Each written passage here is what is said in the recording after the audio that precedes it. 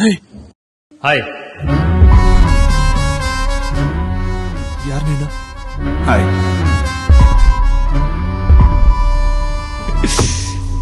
ಹೆದರಿಕೆ ಆಗ್ತಾ ಉಂಟಾರ?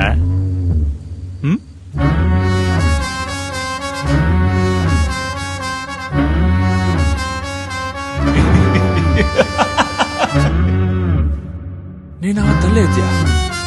ನಾನು ಕೇಳಿದಷ್ಟಕ್ಕೆ ಮಾತ್ರ ಉತ್ತರ ಕೊಡು.